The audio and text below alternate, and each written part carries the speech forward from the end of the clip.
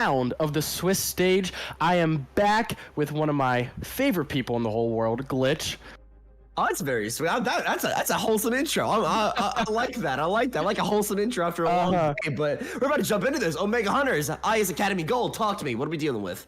I think we're dealing with a little bit of New Junk City right now is what we're dealing with, and I could not be happy. But I have actually not seen either of these two teams play, so I can really only go based off of the ranks that I've looked at, and by what I'm looking at, I think we should have a pretty decent match here today.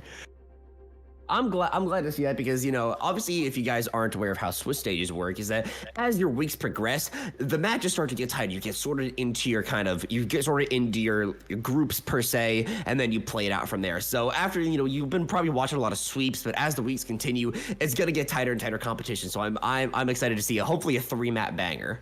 Absolutely. I mean, Omega Hunter's coming in with a little bit of the advantage on the side of ranks, but if we're getting down to these closer and closer matches, I mean, last night I had the pleasure of being able to cast a 3-map banger that went the distance. So hopefully on tonight's quadruple header, yes, you heard me correctly, quadruple header, once again, you'll be hearing Glitch and I's voice a lot tonight, but hopefully we can get at least one map 3 banger as we head into Omega Hunters versus IS Academy Gold. I'm really hoping that we can start off the night with a good competition. Now, we've been seeing a lot of different comps, but the teams have been falling into kind of a Junker Queen meta. So I will be very surprised if we don't see some semblance of that, especially on the side of Omega Hunters. However, we have seen some oddball comps come out. So it's one of those things where we're always ready to see something new. I think that Zarya is also becoming very viable now as we move on past the mid-season patch,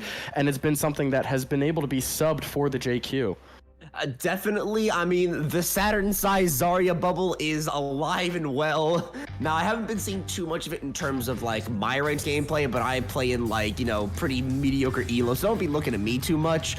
But regardless, it's, you know, I'm excited. And we already see, we saw a little bit hover there from Ken real quick before the lobby hard resets here, where he hovered the Zarya, and, you know, I like Zarya gameplay. It does tend to get a little bit repetitive at points, but, you know, after seeing nothing but Monkey for like 6 months, I'm excited to see a change. Absolutely. I think it really provides a new level of play because you're allowing to play a little bit of a rush, but a little bit of a dive as well, because the Genji is a very common pick. So you have that Genji going in, getting the bubbles, and just really terrorizing backlines. As we see, some interesting stuff here, especially on the side of DPS. Raws and Radical going more divey with the Tracer Sombra, and then you have a Torbjorn Soldier on the side of Coolish and Hagen. I mean, yeah, but once again, they are still in spawn, so changes are available. I actually expect most of what these teams are keeping, though, to be legit. You're playing a Junker Queen, Jotes-esque sort of composition with a dive DPS line. A little bit more questionable, but probably trying to just empower your Junker Queen a little bit more. Meanwhile, Zarya is going to be just a lot of bubbling your Tor, bubbling your Soldier, just getting a lot of that charge and letting your Zarya be the primary damage dealer. But alas, we are on the way to point A into the stadium. Absolutely, and a Kiriko from both sides could be huge, especially when you start to think about, you know, Soldier's ult or just any kind of thing, especially with, the JQ ult could be huge on the side if Bardo can catch a really nice Suzu after the Rampage. Early pick there.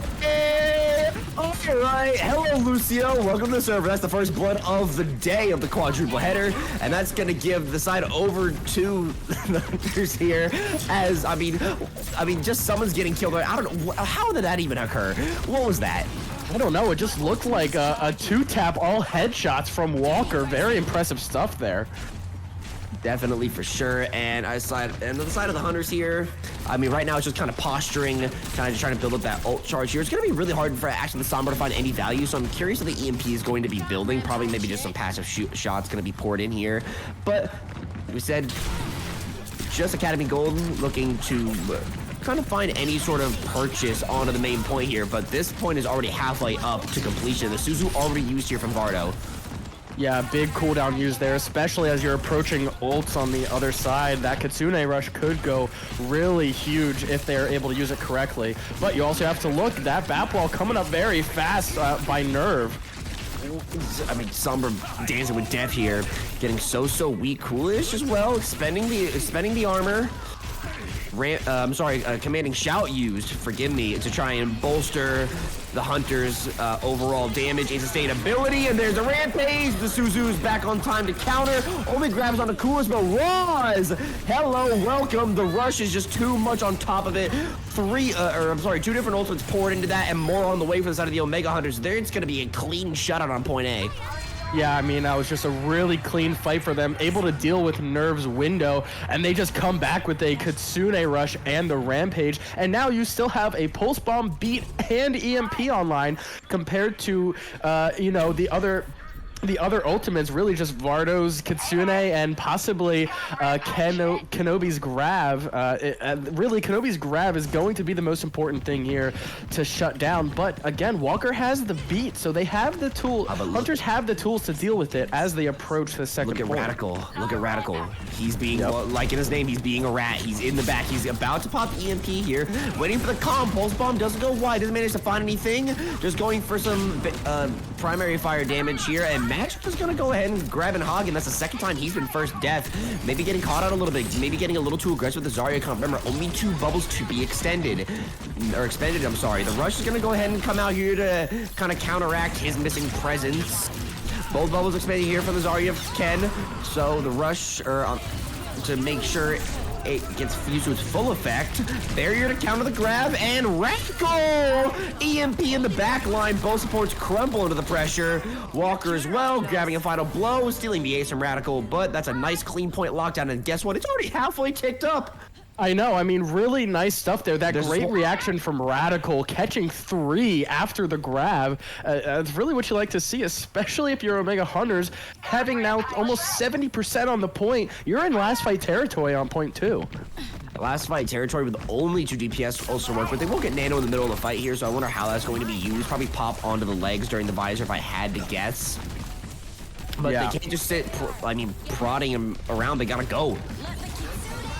It doesn't look like they're going to get the option. Omega Hunter's going to take the fight right to them. The rush is down. It is actually very short. It gets cut off there by the Boilers when they go for the drop. The Nano Kiriko here, but Magic actually in basic form is going to go ahead and grab Coolish. Marvinator slices and dices Nerve up. And even though the visor is there from him and Hagen, let's see how much value you can truly manage to find. One support falls on Walker, but Marvinator is still alive and kicking, and there's the Rampage, the anti-heal laid down onto the tank and to the DPS, and Magic just hitting these headshots. Hello, that's 2 for him, and that's going to be a swift point retake, and that's a 2-0 on New Junk City for the side of Omega Hunters. Yeah, I mean, just committing the ultimates at the end there, even though they gave up the flip, they got 3 picks, then all you have to do is come back, kill 2, and you're good. So you're willing to give up those ults if it means capping the second point and moving on to a completely fresh start. You know, you can rebuild back your ults, maybe take an early fight, try to get some ult charge. Even if you lose, you still get the ult charge and you can take back. Definitely. As we see him hogging now off the legs onto the Bastion here. I'll be looking for some more durability, but the downside is you lose that mobility, you lose that speed that legs can provide you. The ability to flank is, I don't want to say no more, but is definitely dampened here. Radical poking to this EMP at 99%, sitting nice and pretty. As soon as they go down, EMP is going to get dropped, and there it is. EMP! Absolutely ballistic, maybe not as impactful as it used to be back in the olden days of Overwatch 1, but it still locks him out of the point, and that's going to be a team wipe for the side of Omega Hunters. They are looking to flawless this. Absolutely huge EMP there from Radical, catches all 5, and you don't have to commit any more ults. You have 2 support ults coming up on the side of Omega Hunters, and it's looking pretty favorable for them right now as they near 40%. Definitely do. I mean, they're nearing 40%, but like by the time this fight kicks off, I mean, ISU Academy Gold has been so slow on these engages with the comp they have. You know, no Lucio. They're playing the Brig, Kiriko backline, the Bastion. They're really hoping for high damage, long-term sustain, but that's not going to really work against this team when the Junker Queen is designed to go. As is the Kiriko. The rush is laid down, but a perfectly timed Suzu to counter out the pulse bomb from Roz. Nice shot from Bardo. The Bastion's going to be spraying and praying like it's a P90. The Molten Core laid down to the barrier to counter to try and keep Marvinator alive. He is walking wounded. But yeah, the point is still in control of Omega Hunters.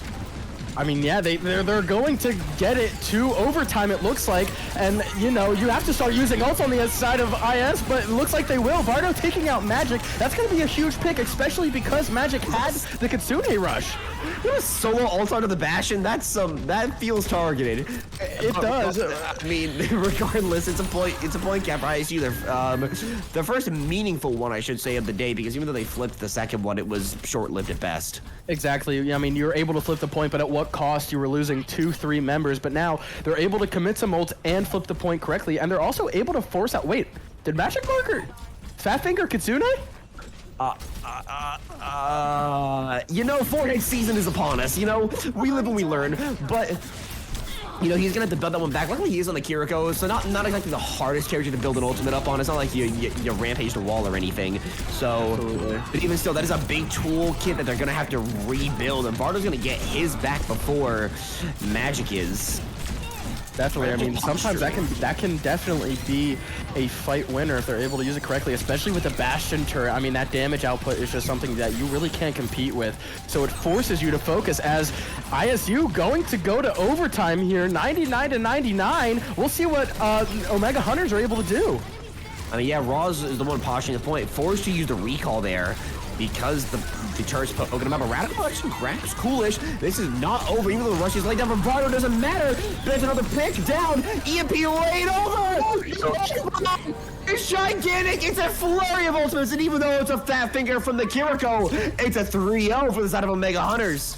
Wow, really impressive stuff there from the DPS on the side of Omega Hunters. That EMP hitting 3 and then Raw's hitting a double pulse bomb. I mean, that really just sealed the deal for them at the end there. So I am not surprised at all that this play of the game from Radical is probably the 5-person, five-person EMP. Yeah, this one was crazy. It was, I mean, a very impressive showing here from Omega Hunters. I don't know if we will be blessed with a map 3 banger to start off, but you never know. IS Academy can always come back. Next point being push. Definitely interested to see what they choose here. Yeah, I am as well. And the thing about push, and I know a couple people have questioned when I've told them about this tournament when they started watching. They're like, why do you choose the map rotation to be this way? First of all, it's built this way so there's no ties. I don't know if anybody's noticed that. There's no ties. But also, it puts the forefront of the newer game modes at the top. So if you're an old head, you know, if you like came into this game watching Seagull and when XQC was on Fuel and stuff, like when you were like, if that was like your era of Overwatch, you know, it kind of puts the newer stuff back into back into the forefront, so you can see kind of the changes that Blizzard has gone for here. And I actually don't know what has been picked here. I don't know either. Yeah. I mean, based on the way that IS Academy Gold wants to play, I'd guess they go for Esperanza here. I mean, it probably favors the Zarya playstyle the most. It does, but again, we haven't really seen Esperanza. Just as I say that. Look at my calls. I'm incredible. I'm just built different. I guess I'll bow down. I will eat my words as we are headed to Esperanza for the map 2 as IS Academy Gold, hoping that they can take something back here. Yeah, I mean, I'm definitely excited. This is my favorite push map to watch and also to play. I mean, this one's just so much fun. It's so chaotic around that first corner around the clock tower. There's so much you can do here, and also you can play. There's not a bad tank here. You know, sans like, you know, your silly Roadhog pick that you see in ranked. I mean, you can play almost any tank here, and it is a completely viable option. So I wonder how the teams are going to kind of slice the pie, so to say, on this map. I agree, because you got to think that maybe IS Academy is thinking that they're able to play something different, perhaps more to their style. Maybe they were just forced into that comp, having to play Flashpoint first. So maybe we'll see something different from Kenobi here. I mean, definitely that would be true. I mean, maybe the faster paced style is not their thing. You know, we saw them. They didn't opt into Lucio at all that entire map. So maybe it's just not their speed to go for like that hard aggressive style that Flashpoint kind of forces you to take. But we're going to see the comps here get locked in 15 seconds. And I imagine IS is probably going to go back to like a Brig Ana kind of style, but Walker was crazy on the Lucio for the side of Omega Hunter, so I imagine we're going to see completely opposite comps here. Yeah, I agree. I think that you just have some clashing ideals here, as we do see a little bit of a change though with Inhagen going into the Reaper. I mean, they might be pulling out the Dallas fuel here, right? You know, your classic composition that won them the kickoff clash back in 2021, or in 2022, please forgive me. That was, you know, a crazy Zarya composition out of this world. And it's going to be very similar. It's not fast-paced. That's the difference. Once again, the double flex support backline is interesting. Yeah, definitely very interesting on the side of IS. But again, we see the same exact composition from Omega Hunter. So they must have been feeling it last map, and they just want to do it again. But that's definitely true. I actually think the Sombra actually has a lot more value on this map overall. I think it's actually way easier to find value. Less so as much from the Tracer, but Tracer finds passive value regardless of what map you're playing, so it doesn't really matter in the end. Nice little sleep gets delivered there. But it's not gonna look like it's gonna matter in the long haul. And Hagen looking for a pick here, but IS Academy Gold already walking wounded here. Nerve. Vardo does grab the trade, but Radical gets another one. That's both supports down for IS Academy Gold. And Walker with another Cheerio shot into Hagen's head. I feel like it's a recurring theme on this stream. And that's going to be a cleanup from Omega Hunters as they start off strong in the first fight. Yeah, I mean, very nice stuff there. It was just clean Overwatch. You know, you have Radical in the back line putting pressure on the supports, and then you just dive in once both of those are taken out. Even when Magic gets taken out and you're down one support, you still have that Lucio to just really speed in, put the pressure on Kenobi and Coolish, and it just collapses from there. We see here they are opting for that high ground, which is very interesting considering the heroes that they have chosen. That high ground doesn't really lend itself to a favorable position for that composition. No, but I mean, Inhagen, you know, walking away with the bot right now casually. That's one thing that I actually really like about the Reaper is that if you are ever forced to take a one-on-one duel, as long as you can hit your shots, you are plenty self-sustainable, which I think is going to be a key for ISU. Is they can just allow Inhagen to just rail into their supports and their tank, but that does not going to look like it's going to be the case. Magic Marker has been drawing just defeat all over their faces, really, if we're being honest here. I mean, once again, another clean clinical fight. They allow, or Mega Hunters allow IS Academy Gold to kind of just walk away with the bot, let them get into bad position, and then collapse from there. It's a very clinical Overwatch.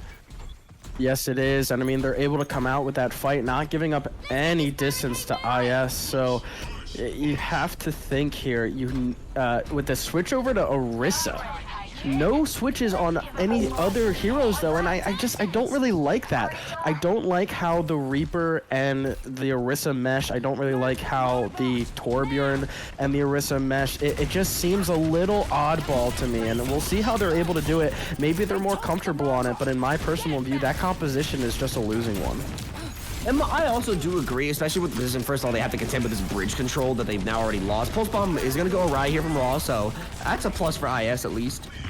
But, I mean, this is going to be so hard to break through, because even though, you know, I mean, the horse nerfs are small, so Horse is still a viable option, but I mean, look at Inhagen. He's just getting poked down with no way to challenge. And the double flex, while it provides a lot of damage and healing, it doesn't really provide enough utility to scale with. Yeah, so and I mean, this kite here by Omega Hunter is really good, forcing out ultimates, both support ultimates on the side of IS Academy Gold, and you have to think that they're just going to retake with the EMP or the Rampage. Ooh, that's a big kill to find, though. Nice little nade shot from Nerve.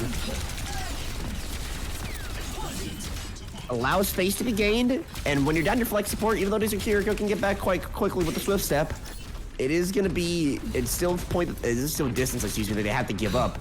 And this is where Orisa is actually going to start to shine here, is when you aren't having to retake anything, when you have to defend something. So this is where I expect IS Academy Gold to actually start to get the ball rolling, as long as they can sustain against the wall of 3 ultimates. Absolutely, and wow. I mean, Magic Marker yet again, opening pick for the support line. It's crazy. Everyone's in the kill feed. And once again, as I stated before, it's clinical Overwatch. This is just textbook. This is lovely. It is, and the thing is, they won that fight completely dry, no ultimates used, and now you're going into this fight with 4 ults in the bank, and Magic has been building those Kitsunes fairly fast, so you have to imagine he's not far behind. It's going to be interesting how they deal with Kenobi's Terra Surge, but I think in the end, you have a pretty good answer to the ult bank as they are opting to take this high ground once again. You agree? And I mean, look at the way they just get a little meters. They back. This is just so. Someone's been watching the Atlanta Rain VODs. This is incredible. I mean, this sort of pseudo dive, I want to call it, because it's not really a dive. It's like a mixture of like dive and rush, and it creates this weird hybrid that I don't think IS Academy Gold have really played against properly, so they don't really know how to counter. I mean, they're getting picked apart. I mean. Kenobi goes down. Oh, oy, oy, oy, oy. Tank for DPS. That's not an even trade that you like, especially with the Rampage coming in. Nerve falls, and Coolish and Vardo just had to get the hell out of there. Oh, and the Death Blossom. Oh, no. I mean, Rush. Gotta wonder what's going. Whoa! Marfinator though gets taken down, and you're without your tank as you're approaching the other team's spawn. That's dangerous. That is definitely dangerous, and the Rush is already extracted from Magic here, but, I mean, the distance advantage is double, quite literally double, so they have ground to play with, but even still. Oh, absolutely. I mean, look at Ross. You really got to think about what Inhagen was thinking with that Death Blossom there. And he doesn't switch either. It's not like, oh, I'm gonna pull the trigger and swat. No. I had a magic look at my Joker's nerf. Like, what?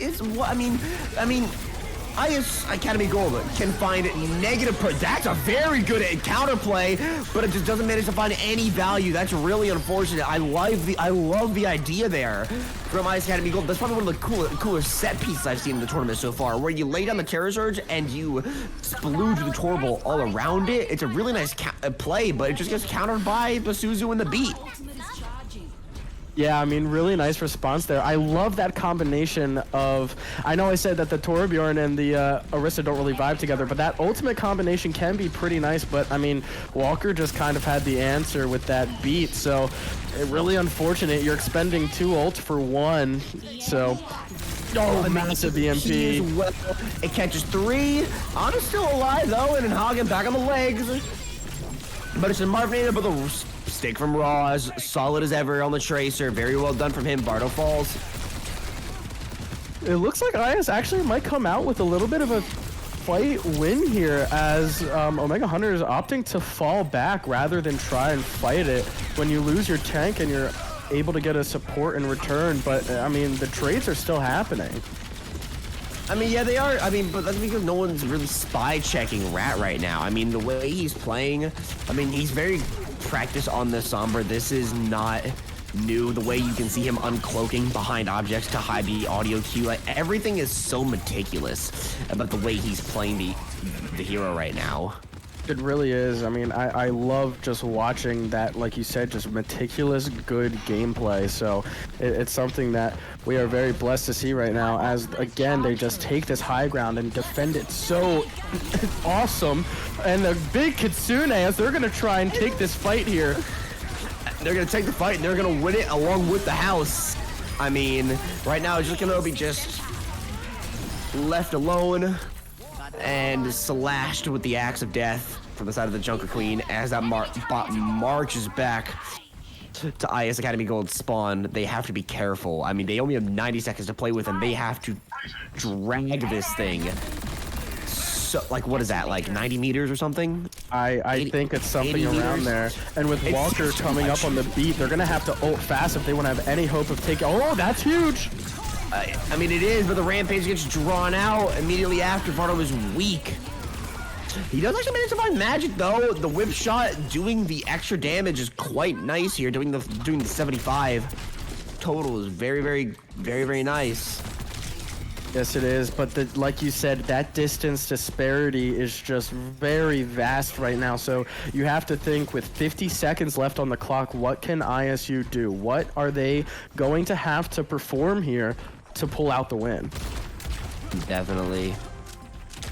And the Batiste switch for Nerve here. Probably looking to counter the EMP. Pulse bomb gets laid down and in Hagen falls. That's so terrible for them. That's 30 seconds left on the clock. This is borderline last fight territory, and the rally is expended. And nice job. Nice little stun, though. Beat his lane from Walker. And Marvinator falls.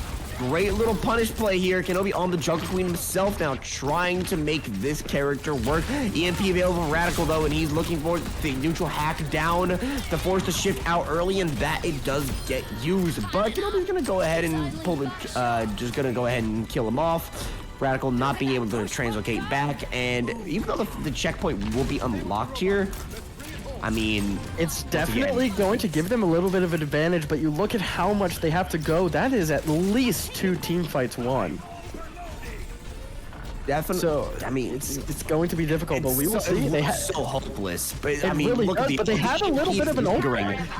Yeah, that's true. The ult bank is building. This EMP could shut it all down, though. It really could. Right now, there's a posturing fire in Hagen. Desperate to try and find Radical before he's able to pull this EMP. They are so scared of it. And Omega giving a lot of space, though. I mean, this bot has not stopped moving. There's the EMP. It's a lot of Qs being pressed, but in Hagen, I mean, it's a lot. I mean, in Hagen tried his best, but alas, it is just the tank. And even though the Splooge will claim magic, that is a 2-0 victory for the side of Omega Hunters. It's GG's in the chat. It is. I mean, really great stuff there. And that last fight was pretty close. They had a good amount of ultimates traded back and forth, but in the end, just a little too much for ISU Academy Gold as Omega Hunters come out on top with a convincing 2-0 victory. Yeah, I mean, that was, clinical, clean, great Sombra plays we're seeing from Rat yet again. Just the tracking is nice, it's clean, it's lovely. But this time for man of the match, and honestly, for me, I think it's Magic. I think Magic. For me, at least. I don't know. I don't know if do you agree here? I mean, just the amount of picks on that, like on the Kiriko, was outlandish. Just the frag potential. I agree, but when you're talking about the overall, when you're talking about like the overall impact on the game, I think I give it to Radical. I mean, that Sombra gameplay was just look. I am not opposed to that. I am all right with that. You know what? That is gonna be a-okay with me. So that means Mr. Radical Rat will be our player of the match. Let's go see if we can drag him into the studio. Indeed we can. Mr. Radical Rat, you are our player of the match. Congratulations on the victory. Yeah, thank you.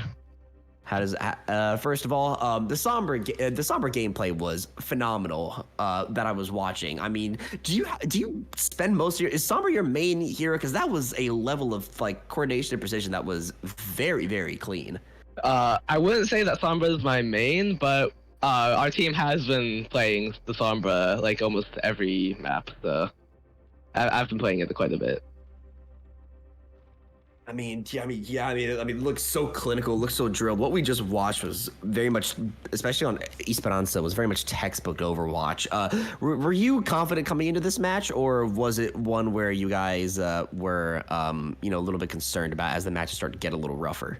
Yeah, I mean, we were pretty confident. I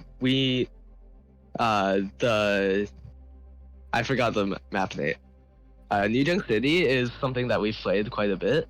So I was very confident about that, and yeah. I mean, yeah, it's fair enough. Pickles, you have any questions for the man?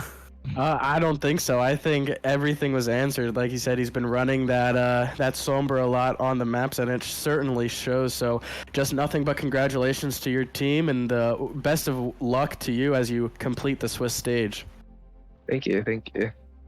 Yes, sir. Thank you very much. Absolutely. Well, I guess that will do it for the first round tonight. Don't go anywhere. We'll be back shortly with game number 2.